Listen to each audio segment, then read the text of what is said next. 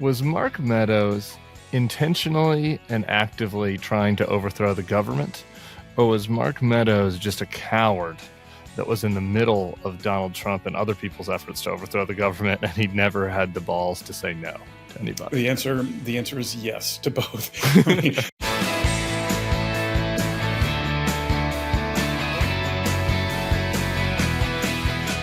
Hello and welcome to the Bulwark Podcast. I'm your host, Tim Miller, here with my old friend, Robert Draper. He reports on politics for the New York Times. He wrote the recent cover story for New York Times Magazine, How Mark Meadows Became the Least Trusted Man in Washington. It was delicious. I'm excited to talk to him about it. He also wrote Weapons of Mass Delusion and a couple other books. I want to do some throwbacks. I want to talk about some of your older books, Draper, so I hope your memory is fresh this morning. I hope it is too, but thanks for having me on in any event. All right. Happy to have you, brother. Okay. Before we get to Meadows, I want to start with a little bit of news. It's related in a kind of dark way to something your wife, Kyrsten Powers, recently wrote. Yesterday, we had 1 dead, 20 wounded. 11 of the wounded were children in Kansas City in a mass shooting at the Chiefs Super Bowl parade. There was another school shooting at a high school in Georgia that had 4 wounded. Your wife wrote recently, "The way we live in the U.S. is not normal," as part of a longer kind of meditation on thinking about becoming an expatriate. There's not much to say about this stuff that hasn't already been said at this point, but I was just wondering kind of your reactions yesterday about Kansas City and how that's impacting your thinking about the state of life here in America. Sure.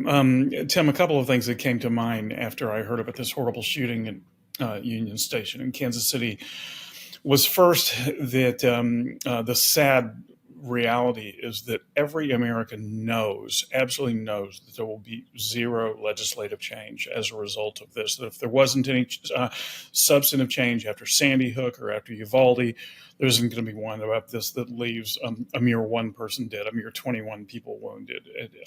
The question really is this even going to be more than a 2-day story? And as you mentioned, that there was an additional shooting as well taking place here, but it hasn't changed my thinking, which really began to change in terms of America maybe 10 years ago, when an Italian friend of mine expressed worry about coming to the U.S., saying, "I'm afraid that I'll get shot there." And I thought, "Oh, come on, don't be silly. That's absurd." And I've come to realize that, for all of Italy's imperfections, and there are a few, this is one thing you never have to worry about. You never have to worry about when you hug your child right before they go off to school that it might be the last time you see them, and the notion that you could be caught in the crossfire or just a victim of a mass shooting is not an abstraction anymore in the U.S. And as Kyrsten, my wife, said, I think very aptly, this is not normal. It should never be normal, and yet. I don't know what, for people who support the proliferation of guns, would say about what took place in Kansas City. Would they really say that what we needed in that parade were more guns? It kind of stupefies the imagination to think that would be the solution. Yeah, I think they would say it, because they were saying about there was another shooting at Joel Osteen's church earlier this week or over the weekend, and that was exactly what they said, because it was, in that case, it was 2 off-duty police officers that neutralized the shooter. And so you get down this like really dark hole you see in right-wing media, where I spend a lot of time. I know you spend quite a bit of time, and where it's like, well, the shooter was trans. Like, the real problem is trans ideology. Turns out the shooter wasn't trans. The good guy with the gun shoot theory did work in this case. And it's like, well, I mean, there were still victims, right? So it didn't really work. It didn't work in the way that it would work in Italy or Japan, where there are none of these shootings. So I do think that there is always that but. Yes, there is. Although in that particular case of the Austin attempted shooting, the good guys with the guns were in fact the guys you want to have guns. They were law enforcement officials who happened to be off duty. They weren't some random dude who had a concealed carry. Yeah, and so that argument doesn't speak to the desirability of proliferating weapons. It speaks to the desirability of having law enforcement officers on hand. Well, hopefully our deep state Pfizer shot hero Travis Kelce can can keep this in the news a little bit more than you had hoped. Okay, I want to talk about Mark Meadows. When this landed, Draper, I can't tell you how happy I was. I was just like, it was like meeting of author and subject. I didn't even make it out of bed. I immediately turned over and just devoured the entire thing. The Mark Meadows situation, I guess I kind of want to go through the whole trajectory that you did of his life, but at the biggest picture, why he's relevant now, like the mystery of Mark Meadows is there is an open question, right? Even in Trump world, even among Meadows' friends, about how much, if at all, he's participating with the investigations against his former boss. And so I assume that was what kicked off the interest in the story. So just talk about that element and the atmosphere around it, and then we'll kind of run through the Meadows trajectory. Yeah, sure, Tim. I mean, early on in my reporting, there came this moment when I just kind of canvassed a number of folks I knew in Trump world and in the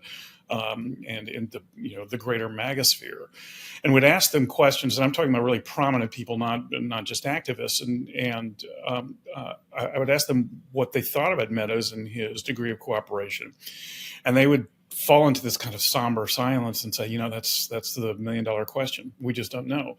And I remember one of them saying, look, I mean, our suspicion, and I believe Trump's suspicion, and all these people I was talking with were confidants of Trump's, is that he's a rat. But we don't want to say that. We don't want to alienate him further and push him essentially into the open embrace of Jack Smith. We're hoping, perhaps against hope, that he's doing what he seems to indicate he's doing, which is just getting by with the absolute minimum by honoring a subpoena. That turns out, however, not to be the case. I mean, I learned that if you listen closely to the language of Meadows' attorney, George Terwilliger, he'll say, look, there was no deal. There has been no agreement. And that's true, but these are legal terms of art.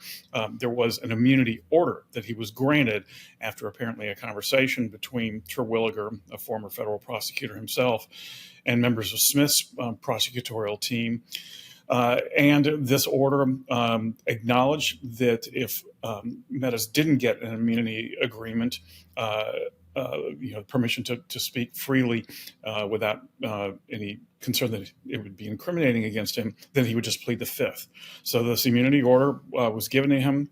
He then did a proffer on, I think, March the 22nd of last year, and then the next day testified for 6 hours before a federal grand jury. Now, let's just make clear, Tim, that they don't hand out these immunity orders for free for anybody who asks for them. They do it because they're expecting something in return. Now, my suspicion is that Meadows does want to get by with the minimum, though defining minimum here as staying out of federal prison. So he knows he has to be helpful. But I think that what he's tried to do is be helpful in a way that will provide Smith's team with a roadmap, but avoid him having to take the witness stand. Well, a Manafort level of helpfulness. Yes, right. But if you're the chief of staff, if you're the guy in the room, and Meadows so often bragged, both in his book and to others, about he was the one with closest proximity with this, unusual amount of face time with Trump, then he's the guy who uniquely saw things that other people did not. And I'm not sure how you avoid, if you're Jack Smith's prosecutors, putting him on the witness stand. This, however, presents a problem, and this is the larger, conundrum in the Meadows narrative, which is this guy is an inveterate liar, and so you put him on the witness stand at your peril. Yeah, I want to go back to that, but just one other follow-up question on the current day, the current situation. He has a job, a pretty lucrative one, at the Conservative Partnership Institute in D.C., and as you write, like, he goes to the office, they're paying him. This is like every grifting group in Washington at this point, like, works at the pleasure of either Donald Trump or one rich person. So, like, why? What is somebody? Is this a job that they're giving him in the hopes that he stays on side, or like, what's he doing? Like, what does the day look like for him? Why is he employed? Right. Interesting. Well, for one thing, he was employed 1 week to the day after Trump left office. At that point, there was a lot of anger on the far right after Trump lost the election. The challenges did not come out favorably. January the 6th happened, and there needed to be a place not only to channel right-wing anger, but also a place where there was still some adjacency to the Trump presidency. And that's what Meadows had to offer. So that's why it's good for Conservative Partnership Institute to have Meadows. It's good for Meadows to have CPI because it is a daily reminder to those in Trump world that, hey, I'm on your side. I haven't moved over to the dark side. I'm not one of Jack Smith's buddies. So he gets paid about $900,000 a year. And goes and hands out trophies at CPI conferences and meets with fundraisers and donors rather.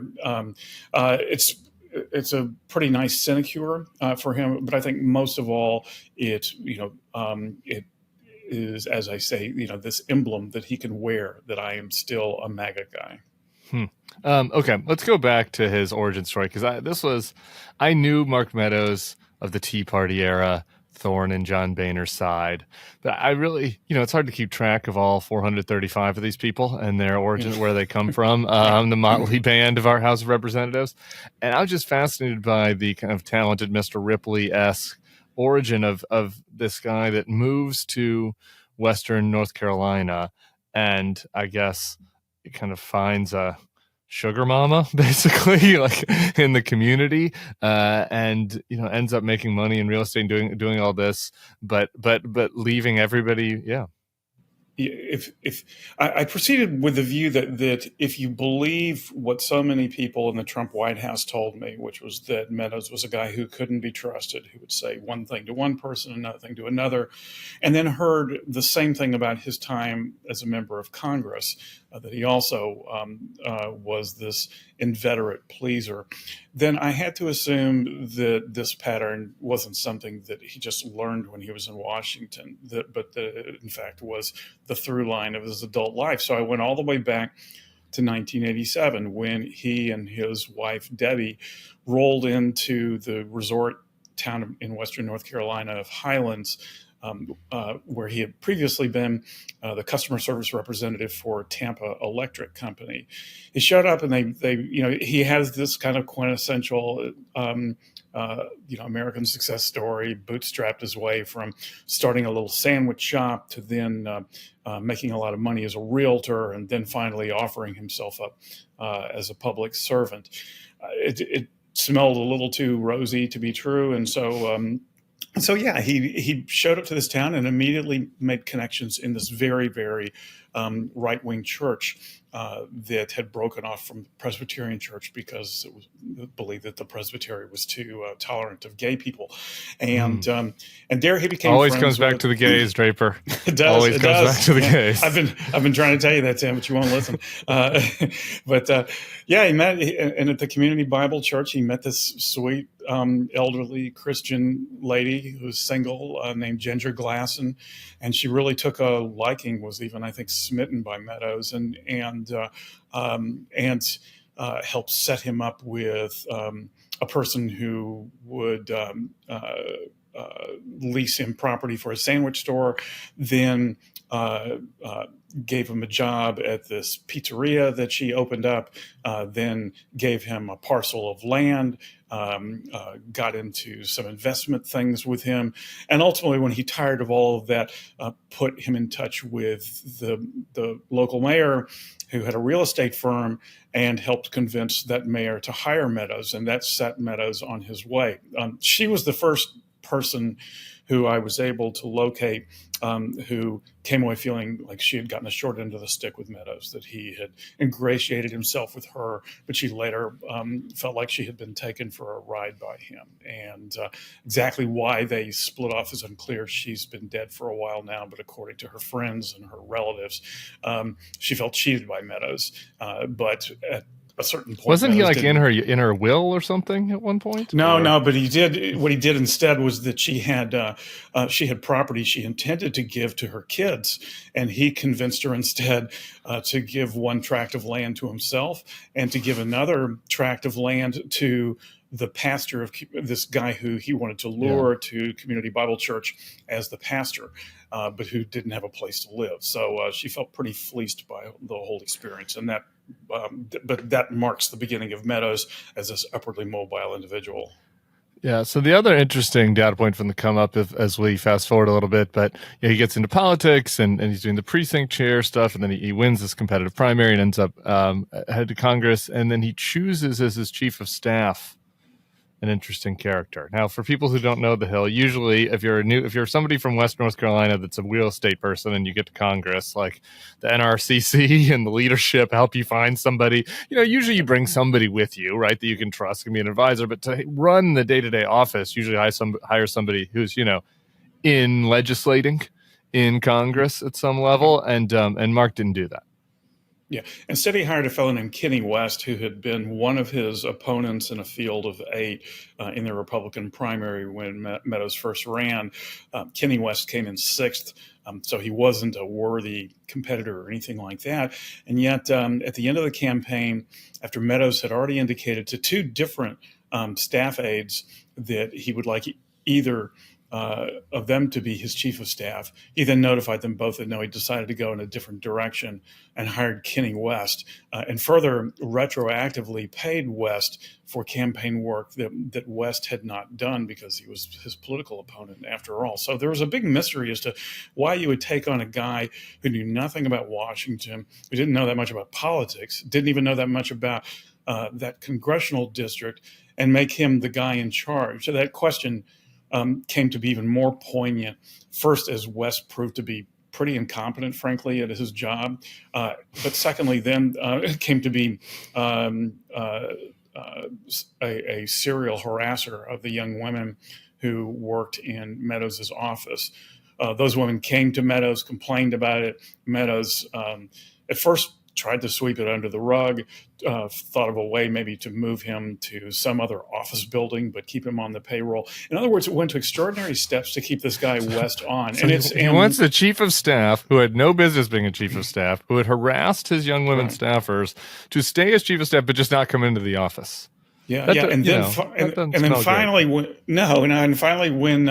when one of his colleagues, Trey Gowdy, strongly recommended you've got to get rid of this guy, he did so first after just kind of demoting him but keeping him on the payroll, and then got rid of him, but then paid him a severance pay, which was ethically inappropriate. The House Committee on Ethics found, and in fact made Meadows pay back $40,000 out of his own pocket. The question that looms over all this is, what was going on here? What did West have that compelled Meadows, against so many reasons not to keep him close and make him his highest paid staffer? There had been a lot of rumors in Highlands about Meadows and potentially having an affair, and I want to emphasize that I couldn't find any substance, any confirmation of this, but those coincided with Kenny West having said on the campaign trail when he ran against Meadows, that Meadows had some character defect, and then being hired by Meadows and then being kept on. So there's it's one of these enduring mysteries about Meadows that drives you a little bit crazy, but is a reminder that there's so much about this guy that has not been on the up and up, that people even close to him wonder just why he's doing what he's doing. Yeah. One of the things I want to get back to in that is one of his weaknesses, and I think is as I've grown older, what I've seen in leadership in any business, one of the worst leadership traits you can have is just to be a pleaser that will tells everybody what they want to hear. And so this in this situation, this is also like, regardless of the affair story, like this is true, right? He tells Gowdy that he's going to do it, and then he does it. He tells the staffers he's going to do it. He tells other people they're going to be the chief of staff, then he doesn't do it. And this on January 6th ends up becoming a big problem for Meadows. But before we get to that, so then he's in Congress, and he's most famous. He starts the Freedom Caucus with Jim Jordan. But the most epic Meadows' story is just how he absolutely bombs in an attempt to overthrow John Boehner and then goes into his office and cries. So I like to hear about adult men crying. So please share that story with me. It happens that there's no wonder that you love the story of Mark Meadows, because he himself, as one of his former top staffers told me, can turn on the waterworks like nobody else. And it does appear to be a not a reflexive thing, but a manipulative thing, a way to convey his own deep sorrow and ever so earnestness. But it's true that he bridled from the moment he got to Congress at how a guy like him, who described himself as being very similar to the protagonist in A Beautiful Mind, who could see around corners, who could sell ice to an Eskimo, also to use his parlance, wasn't fully appreciated. It was just a backbencher. And so he immediately took it out on leadership and tried to overthrow Speaker John Boehner. It didn't work, like he said, and he, as Tim Alberto reported at the time in Politico, got on one knee and begged forgiveness of Boehner, only then a couple of years later to go after him again with a motion to vacate that did not succeed, but finally made Boehner think, you know what, this asylum is being run by lunatics, and I think I've had my fill of it. So Meadows could claim him as a scalp. But this was, this is the thing about Meadows. It's not so much chronic people pleasing on Meadows' part. There is a strategic end to all of this stuff. It's one member had told me about how Meadows had come to him and said, I got to say, maybe more than any other legislator, I admire you. And that member told me that he was smiling, listening to Meadows, thinking, just yesterday I know that Meadows was on a conference call trying to get me primaried. And so it just became axiomatic that whenever Meadows is saying something nice to you, it means he just stabbed you in the back. But so maybe an apple polisher is better. Yeah. Maybe apple polisher better than pleaser, a more accurate description.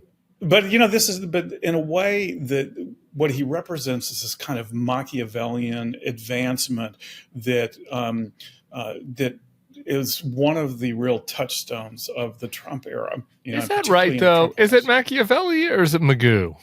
Well, is it just that in the Trump era, the competition isn't very thick? I always say this, if you're a 23-year-old sociopath right now, the best thing to do if you want to have rapid career advancement is become a MAGA Republican, because the competition is not that right. If you want to become a chief of staff for a Democratic House member, there are a lot of people that went to Ivy League schools that want that job. But that's if you want to be Matt Gaetz' chief of staff, that's not as competitive of a category, right? So maybe is that not that Meadows just kind of found himself in a lane where the competition wasn't very stiff? I take your point, and I guess my refinement would be that that in the Trump White House, the best way to prove your loyalty would be to do it by demonstrating someone else's lack of loyalty, coming to them, essentially with evidence that this person leaked, for example. As soon as Meadows became chief of staff, his new aide, Cassidy Hutchinson, was brought into his office, and he said, go find me the leakers. The president wants to know who the leakers are. And Meadows had his own list, and that list didn't have any factual support to it, but they were lists of people he personally didn't like and wanted to bump off because he viewed them as competition or people who were sort of onto Meadows. So Machiavellian, I guess, presupposes a kind of cunning, superior cunning that maybe a lot of these guys lacked, but the tactics are largely the same, which is just this ritual of backslapping and followed by backstabbing. And eventually, as we learned with Cassidy, that comes back to bite you. Yeah, exactly. It took longer than it should have maybe with Meadows. Okay, I want to get to January 6th. One just point of clarity. I support adult male tears. I just enjoy vulnerable. I just enjoy vulnerable adult men. There's nothing wrong with crying men listening to the podcast. January 6th. So this is another question compared to the Machiavelli or the Magoo. Was Mark Meadows intentionally and actively trying to overthrow the government, or was Mark Meadows just a coward that was in the middle of Donald Trump and other people's efforts to overthrow the government, and he never had the balls to say no to anybody? The answer is yes to both. Both at the same time.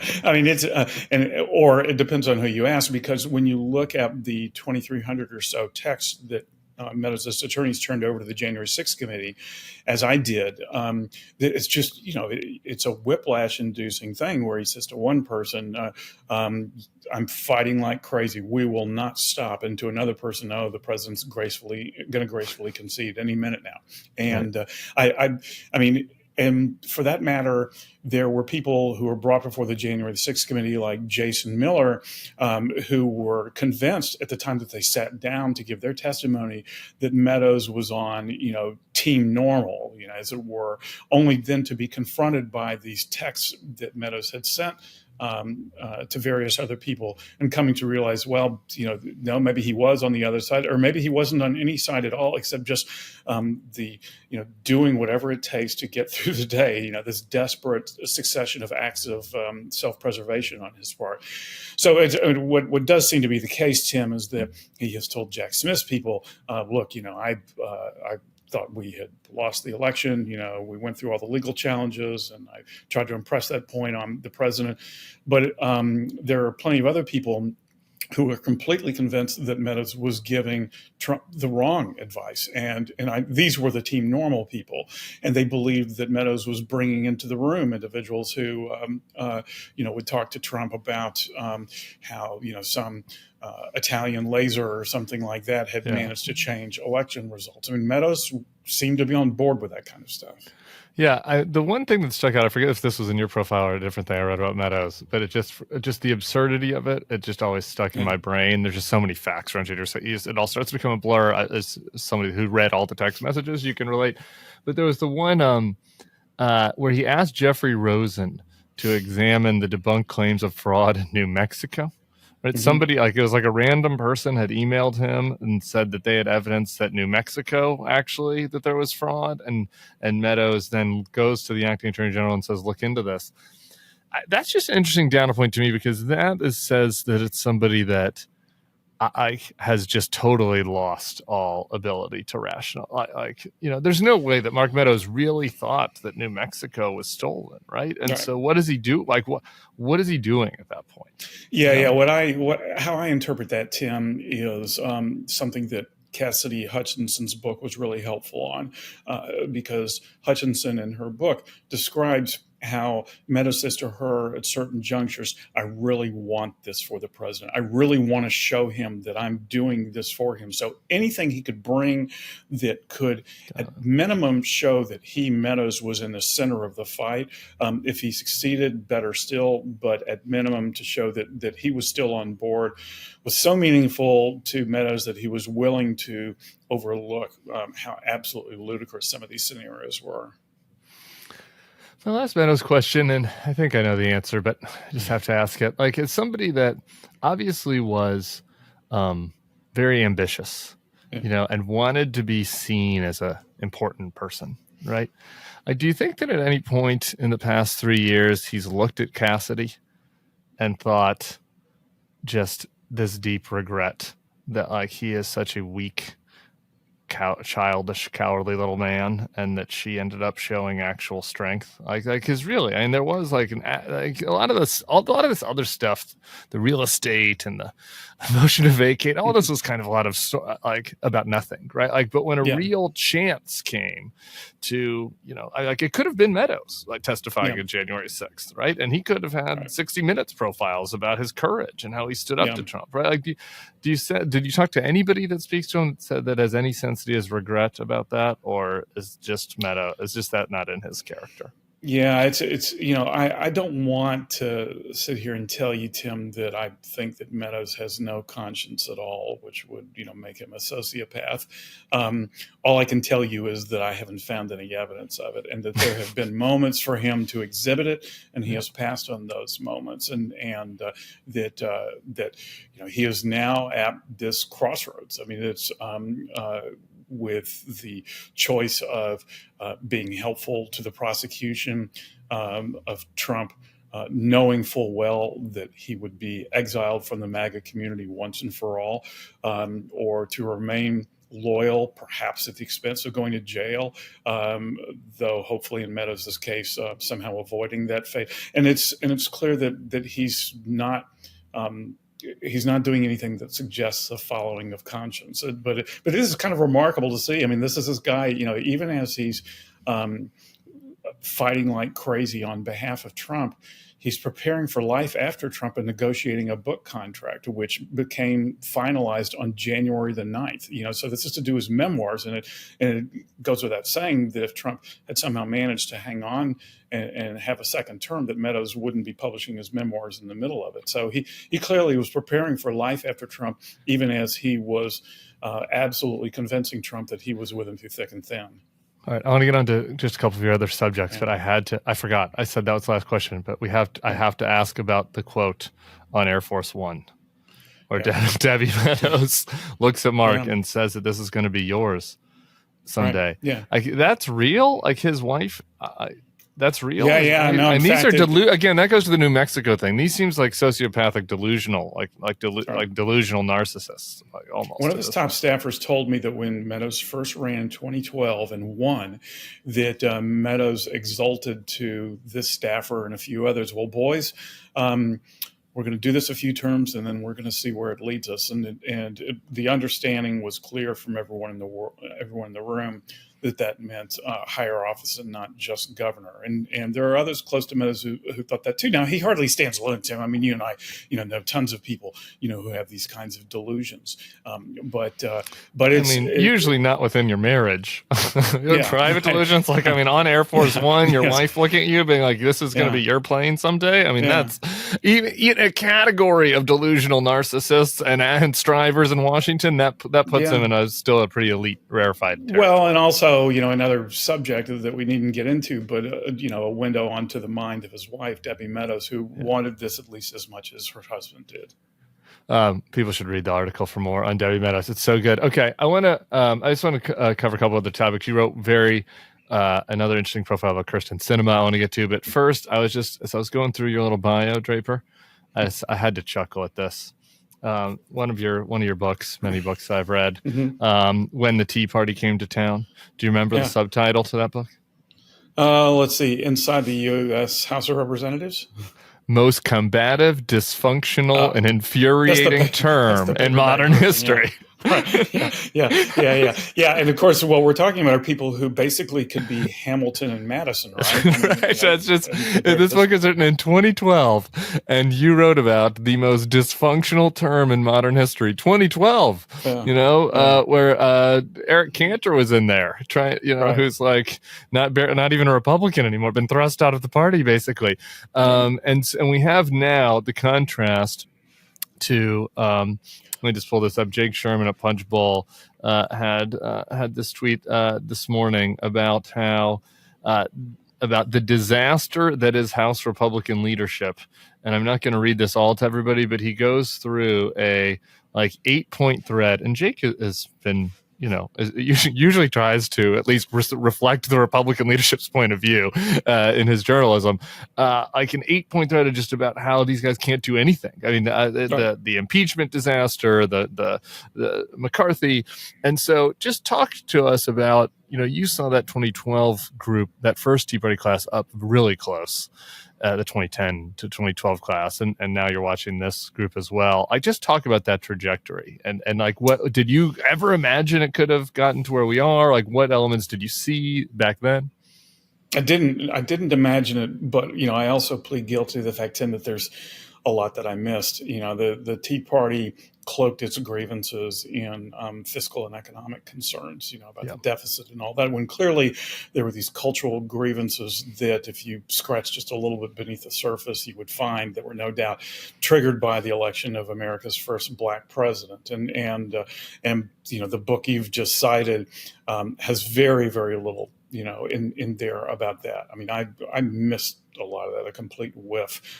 Having said that, you look at the Tea Party class now and what they are today, and a couple of them like Kristi Noem and Jeff Landry have gone on to be governors. A couple like Jim Langford and Tim Scott are senators. a lot of them. Langford's like the responsible senator now. Well, right? Or even Ken Buck. I was thinking about the Ken Buck class in 2010. It was Ken Buck was the Tea Party guy. Then he runs against Jane Norton. He was the wild-eyed, insane person in Colorado, my home state back then, and now he's the one that does the responsible vote on Mayorkas.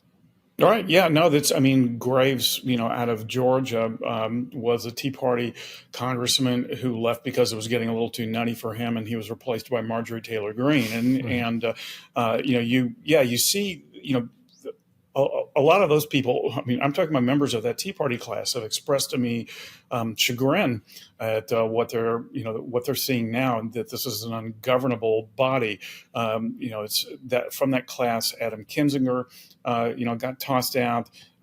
Jamie Herrera Butler as well. By tossed out, Kinzinger was forced to retire because of redistricting, but was exiled from his own party. And I think that when you look back on that class, there's one person, Alan West, who might have adapted well to this new group because he always had a performative streak. But those people, by and large, were willing to be part of a team, and they did not see Fight Club as the real aim, where clearly now it really is about the kabuki. Yeah. Do you assess, this is a debate we often have at the Bulwark about like how much of this is bottom up, how much of it is failure of leadership, right?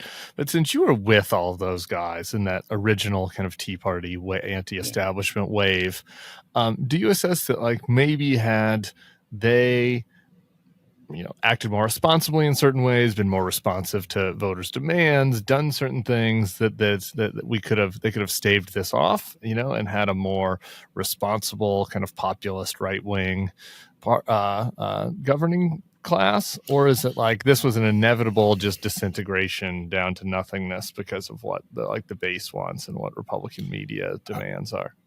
It's a tough question to answer. I'm tempted to say that it was not inevitable, Tim, that it could have been staved off, but the X factor in all of this was something that didn't really exist in its present form in 2011, and that was this right-wing media ecosystem. And you had Drudge, you had Red State, and then you had other agitating forms like Heritage Action, but you didn't have, these, the Bannon podcast, and you didn't have Breitbart in the form that it is now, the just basically stenographers for the right and condemners on the left. And people still watch nightly news. That's the other thing. Like it was not the social media feed, right? Like, so they might have watched Rush and had whatever, listened to Rush, and gone to Drudge, but like they still, watch their local news anchor at 6:00, right? Yeah, no, it's these guys on the right in the right-wing media ecosystem.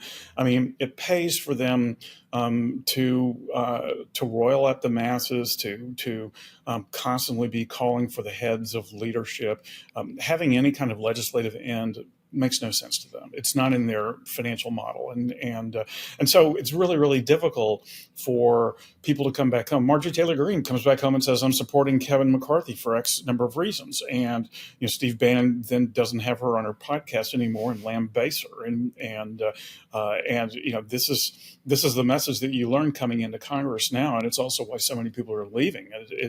That it really is just about fighting for fighting's sake, and with no substantive end in sight.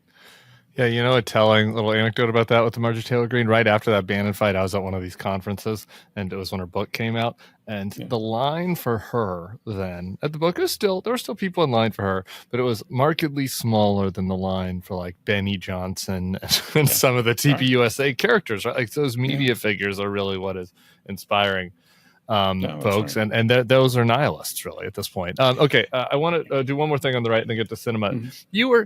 You had quite a bit of access in the early days and like to the 1.0 Trump, where the plane was it was always a motley crew around Trump, but that period before Reince and John Kelly, and before those folks tried to come in and failed, but at least attempted to be moderating forces when it was just pure unadulterated Trump. It's Lewandowski and Hicks and Scavino and Trump. I kind of feel like we're headed back there. I mean, this campaign isn't really like that because he has, Lasavita and Susie Wiles. But No. if he were to get into the White House, like it feels like we're headed back closer to that era. So I'm just kind of wondering what your take is on that trajectory. Like, what do you think?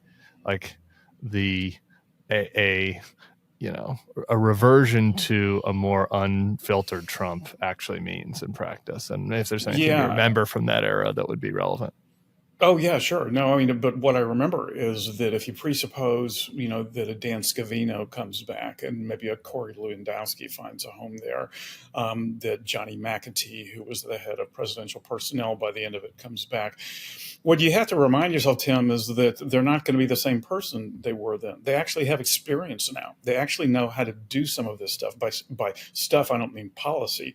I mean the levers of power. They know how to exact revenge, and they know as well that they're not going to be checked by the so-called adults in the room, the John Kellys and the Tillersons and people like that, or Reince Priebus's, that instead they're going to be the guys running it, and a premium is placed on loyalty above all. But meanwhile, the Rick Grinnells and the Kash Patels, who are likely to have jobs in the new administration, have their own, side projects that they can indulge in, their own vendettas they can pursue. And, so I think that while it's understandable to be bothered by the prospect of what Trump himself might do if he returns to the White House, in a way, the eyes really need to be on all the little balls around, not the big ball, that they need to be around these individuals who might seem, like, crazed pirates or something, but actually have a much more refined sense of how to do what it is they intend to do when they come back into office. All right, we're going to keep talking about that. You're going to come back on this podcast later. I want to close with Sinema. You wrote Party of One as a profile on her relatively recently. I don't know, when was that? It was last year. Time flies. Yeah. It's like I feel like I'm aging in a dog year. It's the time is a flat circle thing. It's like, right. Each day is long, each year is short kind of element. Right. Okay. So the Sinema thing though, I just had to ask you about, because in a way, in one sense, it feels like the Bulwark should be her base. Right. I feel like feels like we should love her. Right. Like she is a, counter-conventional Democrat. She's willing to buck the Democratic Party lines and buck Democratic Party excesses. And yet it feels empty to me. Right. And like Manchin, I can wrap my hand around. Like, I don't always agree with the ways that he bucks the Democrats, but it seems like it's a coherent ideology. I know what he's going to do. Whereas Sinema, like, her actions have felt inscrutable, and at times I've been like, "Yeah, you go, girl," and at other times I've been like, "What the fuck are you doing?" And I can't, and I don't, not only not what are you doing in the sense that I disagree, but in the sense of like I literally cannot understand your logic, and you don't seem to be willing to explain it. And so you spent a lot of time with her. Help make her less inscrutable to me. What is motivating her? Well, I mean, I think a number of things are, but I do think that she likes to demonstrate her intellectual superiority by putting it to the use of getting policy done. I do think that really does animate her, and it sounds so like credulous of me, not to mention antiquated of her. But the thing is, she is inscrutable, Tim, because she does not like to be scrutinized, and she doesn't do her stuff out in public the way Manchin goes on the Sunday shows. And in fact, it was really notable when just the other day, the word leaked out that Sinema had been calling Lindsey Graham a chaos monster, because she usually is much more disciplined than that. And I would put her legislative accomplishments, up against Manchin's. I think that's fair. It's very clear that she played important roles in the gun safety bill that came out a couple of years ago, and the infrastructure bill that was passed. I mean, people, particularly on the left, are infuriated by her deals that she does with private equity and all of that. But back in the LBJ days, that wouldn't have mattered if you have legislative accomplishments to show for right. it. I do think, by the way, that this border bill, which she's worked on for over a year, marks the end of her. I mean, because I really, her polls look terrible in the three-way race with Gallego and Kerry Lake for Senate, and She certainly hasn't announced her whether she's made up her mind. But I think that now there's not much incentive for her to come back. I mean, she. I do think she likes some attention. I do think she likes feeling like she's smarter than everybody else, but she also likes getting shit done. And when you have a Lindsey Graham, who at one time was an honest actor, I mean, who you could cut deals with him, now basically doing this bait and switch, I think she's realizing now that this is not a governing body that I want to be a part of anymore. Yeah. And I guess maybe that was really what it came down to. What was so frustrating about her. You said that you're being credulous with about her intentions, and I would never accuse you of that. But I do think that she was credulous about the Republicans' intentions. Yeah. And that, and as somebody that knows these people and knows that they were going to fuck her over in the end, that was the frustrating part. And some people would say, well, she had to go on TV and butter them up and buff them up because that's how she got them to deal. And I understood that on the one hand, but on the other hand, I felt like it was providing cover for their duplicity a lot of times. And that was, I think, the frustrating part. Yeah, I think that the way I express her credulity is that it's more that she has had this outsized faith in her ability to be the Republican whisperer. And what she failed to recognize was how this party, right under her own eyes, has been changing so much. It was as recently as 2 years ago, the Mitch McConnell party. I mean, and she could deal with Mitch McConnell and did all the time. And they had they've had a very chummy relationship. It's not his Republican Party anymore. Indeed. All right. Robert Draper, we have a shared love of the band The National. And so I will be taking us out with some music of The National. Is there anything in their oeuvre that is speaking to you these days in this moment? From their first stuff all the way to their most recent, I'm a big fan. To Start a War was the book title, was a national shout out. Yes. Yeah. Matt Berninger, the vocalist, suggested to me over brunch one day that I consider that as a possibility, and I thought, okay, he's onto something, as always. All right. Well, we're in episode 4 of my leadership of the Bulwark Podcast. We don't want to freak people out and change things too much, but you never know. There might be new music in the future, so maybe if Matt has thoughts. Thoughts are always welcome. The great Robert Draper, please do come back sometime soon. I meant to say, I have to close. I was texting some friends about the fact that we're discussing, asking for advice. I want to ask you, and one wrote that you are the last great long form political writer. I don't know if that's quite true. You are maybe on a shrinking list, though. Do you have any other favorites that you want to recommend to people? I mentioned earlier Tim Alberta, who's now at the Atlantic, and his profile of Chris Licht was really just masterful for sure. He has a colleague, Elena Plott, who used to be at the New York Times Magazine, who I think is a wonderful storyteller, and so I mean those are 2 off the top of my head, but I could name more. It is, however, it's kind of an obsolescent practice, long form journalism, and smart brevity is clearly in. And so I've got to get Elena. That's a great record. I'm glad I remembered to ask that. I got to get Elena on this podcast. She's amazing. Robert Draper, we are together this year in our fake empire, and we'll be seeing you around here soon. All right, man. Thanks for having me.